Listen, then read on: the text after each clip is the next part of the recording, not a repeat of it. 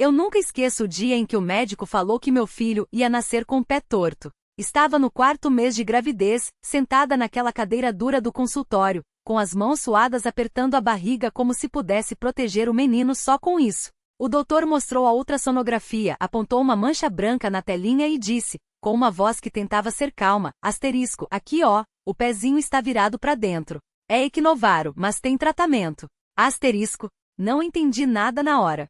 Só ouvi asterisco pé torto, asterisco e já imaginei o pior. Chorei o caminho todo para casa, com o marido dirigindo em silêncio, olhando para mim de vez em quando como se não soubesse se devia falar ou não. Quando cheguei, sentei no sofá e fiquei ali, imóvel, com as mãos ainda na barriga. Como é que um pé pode nascer torto? Será que doía? Será que ele ia andar normal?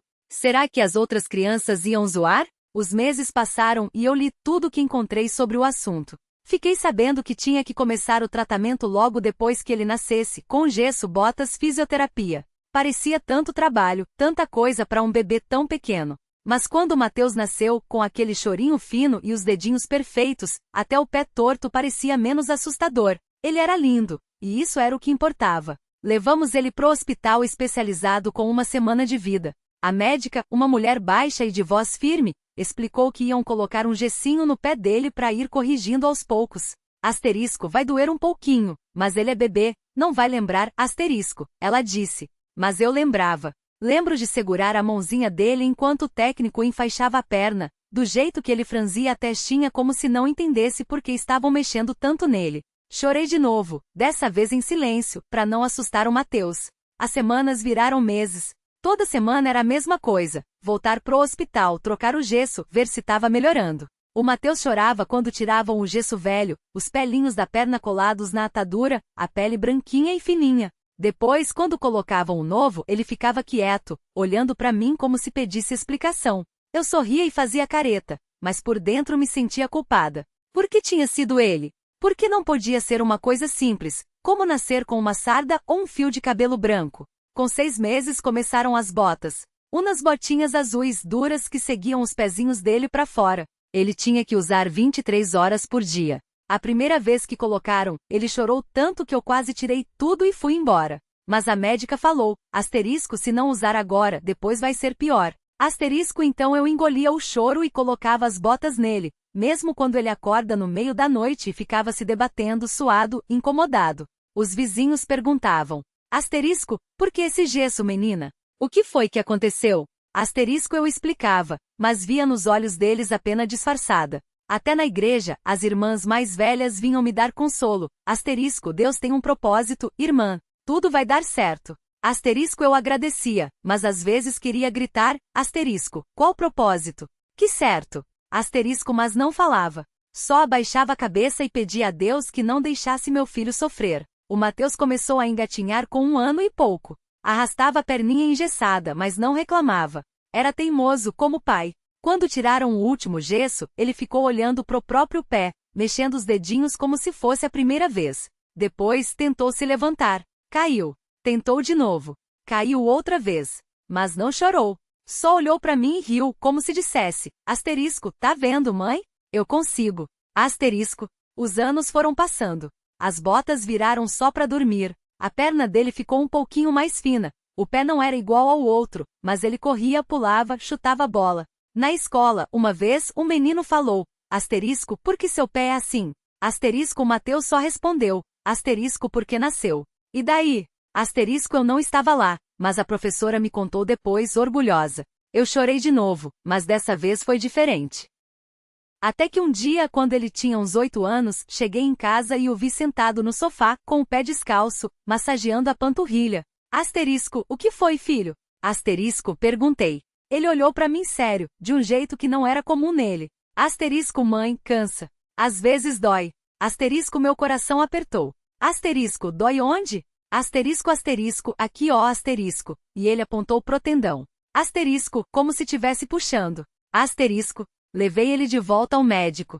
O consultório cheirava a álcool e papel novo. O mesmo ortopedista de sempre, Dr. Lopes, examinou o pé do Mateus com as mãos grandes e secas, apertando aqui e dobrando ali. Mateus não reclamou, só olhava para a parede, onde tinha um pôster desbotado de um esqueleto sorrindo. Eu segurei a respiração enquanto o médico mexia na perna dele, como se pudesse adivinhar o diagnóstico só pelo jeito que os dedos pressionavam a pele. Ele está crescendo, o médico falou finalmente. O tendão não acompanha no mesmo ritmo. É comum em casos como o dele. Então é normal? Perguntei, já aliviada. Normal não é a palavra, ele corrigiu, tirando os óculos. Mas é esperado. Com o tempo pode piorar. A dor vai aumentar, a limitação também. Mateus virou o rosto para mim, e eu vi o medo nos olhos dele pela primeira vez. Não era uma criança que tinha medo de escuro ou de monstros debaixo da cama. Era algo mais fundo, algo que ele não sabia nomear. Tem jeito? Ele perguntou, voz fina. O médico suspirou, folheando o prontuário. Tem, mas não é simples. Podemos tentar alongamentos, fisioterapia, palmilhas especiais. Se não melhorar, a cirurgia é uma opção. Cirurgia? Mateus repetiu, e eu senti a mão dele tremer na minha. Não agora, o médico acalmou. Vamos tentar outras coisas primeiro. Saímos do consultório com uma receita de exercícios e o nome de uma clínica de fisioterapia. No carro, Mateus ficou quieto, olhando pela janela. Eu não sabia o que dizer. Vai ficar tudo bem, soaria falso. Não se preocupe, seria mentira. Então só dirigi, com as mãos apertando o volante como se isso pudesse segurar o mundo no lugar. Mãe, ele falou de repente. Eu não quero ficar manco. A palavra doeu mais do que eu esperava. Você não é manco, respondi automática. Mas e se ficar? Olhei para ele no sinal vermelho. Os olhos brilhavam, mas ele não chorava. Se ficar, a gente lida. Juntos. Ele assentiu, mas não parecia convencido. A fisioterapia começou na semana seguinte. A clínica ficava num prédio velho com elevador que rangia. A primeira sessão foi com uma mulher chamada Ana, magra, de voz calma. Ela explicou os exercícios como se fosse a coisa mais natural do mundo, enquanto Mateus obedecia, mas eu via a tensão no maxilar dele cada vez que o tendão era esticado. Isso aqui vai doer um pouco, Ana avisou, posicionando a mão na panturrilha dele. Mas é dor boa. Mateus mordeu o lábio. Não reclamou. No caminho de volta, ele perguntou. Quantas vezes por semana eu tenho que ir? 3, respondi. Por enquanto. Ele suspirou, olhando pro chão. E se não adiantar? Aí a gente tenta outra coisa. Tipo cirurgia. Tipo cirurgia. Ele chutou uma pedrinha no meio da calçada, fazendo-a pular. Eu não tenho medo de dor, falou, como se precisasse provar algo. Só não quero ficar diferente. Eu parei de andar e me agachei na frente dele, segurei os ombros. Mateus, você já é asterisco diferente. Todo mundo é. Isso aqui, apontei pro pé dele, não te define. Você é um menino que corre, que joga bola, que não tem medo de perguntar as coisas. Isso não muda. Ele me olhou sério. Mesmo se eu tiver que usar muleta? Mesmo se tiver que usar muleta. Ou cadeira de rodas. Ou asas. O que importar, você ainda vai ser você. Ele riu pela primeira vez em dias. Um riso curto, mas verdadeiro. Asa seria legal, murmurou. As semanas passaram. Mateus ia para fisioterapia, fazia os exercícios em casa, às vezes resmungando, às vezes em silêncio. A dor não sumiu, mas ele aprendeu a conviver com ela. Até que um dia no parque eu o vi chutando bola com os amigos, correndo atrás do gol como sempre fez. Não era igual a antes. Eu via a careta quando ele forçava demais, o jeito como parava para massagear a perna entre uma jogada e outra. Mas estava lá. Ainda era ele. Até que numa tarde ele chegou em casa com um papel amassado na mão. O que é isso? Perguntei, tirando o tênis sujo. Uma coisa da escola, ele respondeu, entregando o papel. Era um desenho. Um menino com um pé maior que o outro, sorrindo com uma bola aos pés. Embaixo, escrito com letra torta, asterisco, o Mateus, o melhor jogador. Asterisco. Quem fez isso? Perguntei, sentindo a garganta apertar. O Lucas. Ele senta do meu lado. E por que ele desenhou você? Mateus encolheu os ombros, como se a resposta fosse óbvia. Porque eu sou o melhor jogador, ué. Mas não era só isso. Eu conhecia aquele olhar, o mesmo que ele tinha quando mentia sobre ter escovado os dentes ou quando fingia não estar com medo do escuro. Algo mais pesava ali, e eu não ia deixar passar. Senta aqui, falei, puxando a cadeira da mesa da cozinha. Ele obedeceu, balançando as pernas curtas. Me conta direito. Mateus mexeu nos dedos, olhando pro desenho como se fosse a coisa mais interessante do mundo. O Lucas falou que todo mundo tem uma coisa especial. A dele é que ele sabe desenhar qualquer coisa de cabeça para baixo. A da Ana é que ela decora todos os aniversários da sala. Aí ele perguntou qual era a minha. E você falou o quê? Que eu jogava bola. Ele mordeu o lábio. Só que aí o Lucas falou que o Pedro também joga, e o Pedro é ruim. Ele disse que a minha asterisco verdadeira asterisco coisa especial era que eu não desisto. Mesmo quando cai, mesmo quando dói. Fiquei quieto. Não desistir. Era isso que o Matheus fazia desde os 6 anos, quando o médico falou que ele nunca ia correr como as outras crianças. Desde os 8, quando ele chorou escondido no banheiro porque o time do bairro não o queria. Desde os 10, quando ele voltou pro campo com a perna enfaixada depois da primeira cirurgia. E você concordou? Perguntei, tentando disfarçar o nó na voz. Ele deu de ombros de novo, mas dessa vez tinha um sorrisinho bobo.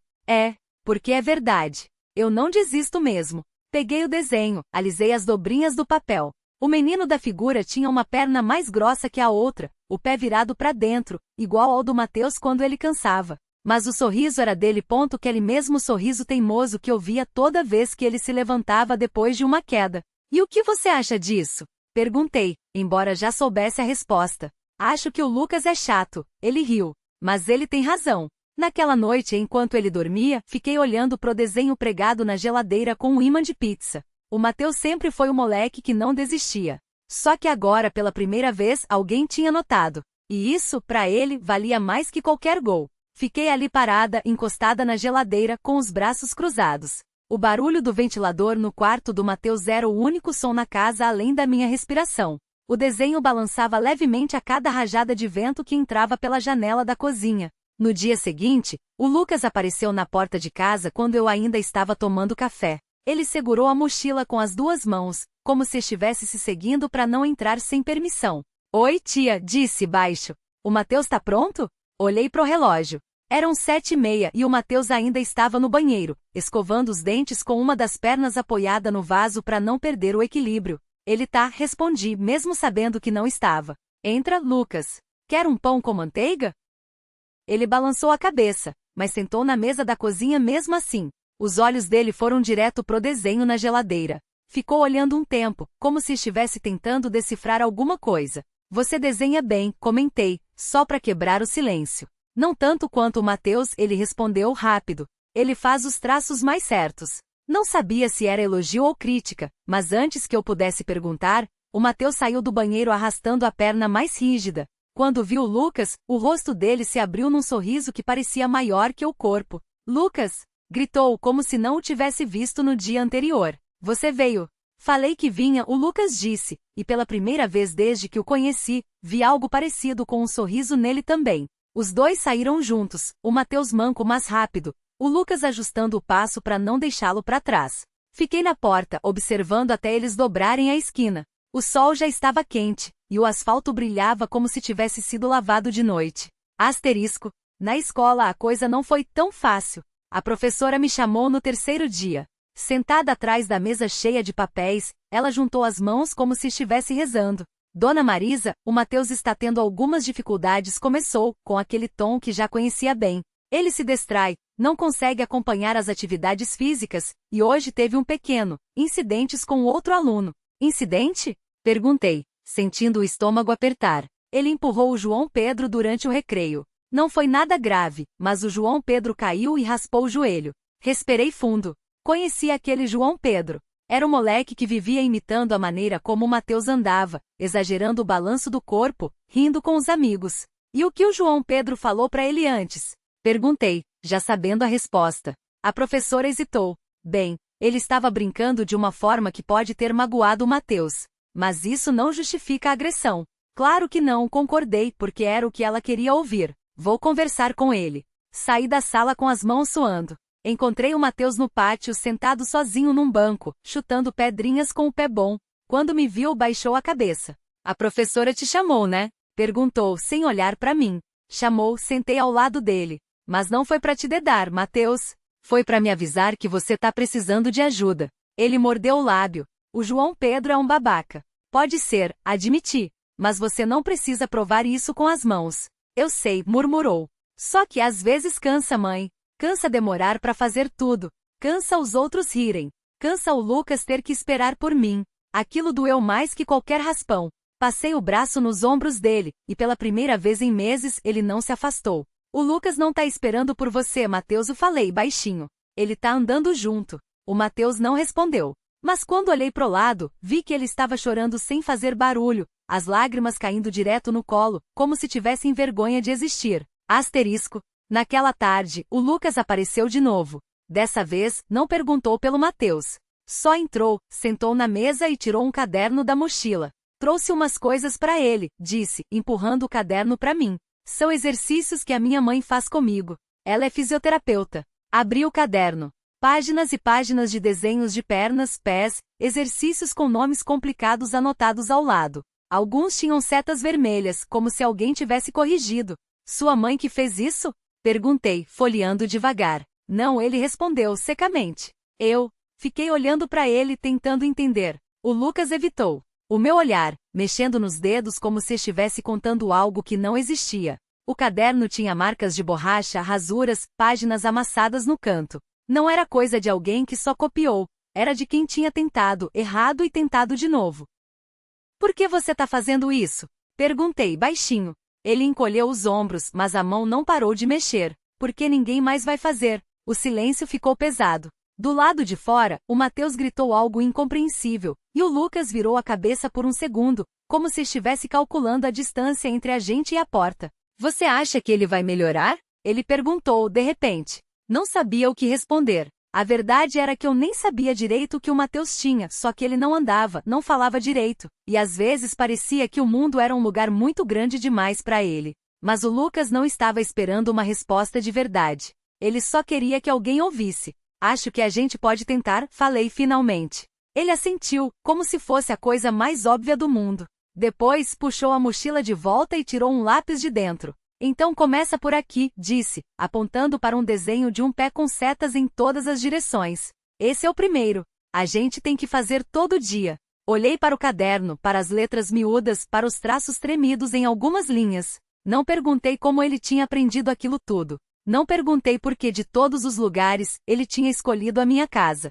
Só peguei o lápis e anotei na margem com minha letra feia. Asterisco hoje, 3 vezes cada perna. Amanhã, 5. Asterisco. Ele fechou o caderno com um estalo seco, como se aquilo fosse um acordo selado. Depois, empurrou o bloco na minha direção, os dedos ainda sujos de grafite. Guarda aí. Não perde, falou, já se levantando. E não conta pra ninguém. Eu não respondi. Só observei ele enfiar as mãos nos bolsos da calça surrada, o corpo magro se encostando na porta antes de sair. O vento entrou junto, trazendo cheiro de terra molhada. Fiquei com o caderno no colo, passando o polegar sobre as páginas. O lápis tinha rolado pro chão. Quando me abaixei para pegar, vi que ele tinha deixado mais uma coisa, um papel dobrado 4 vezes, espremido debaixo da perna da cadeira. Desdobrei devagar. Era um mapa tosco, com riscos azuis marcando um caminho que terminava num X embaixo, escrito à pressão. Asterisco, se der certo, a gente vai até aqui.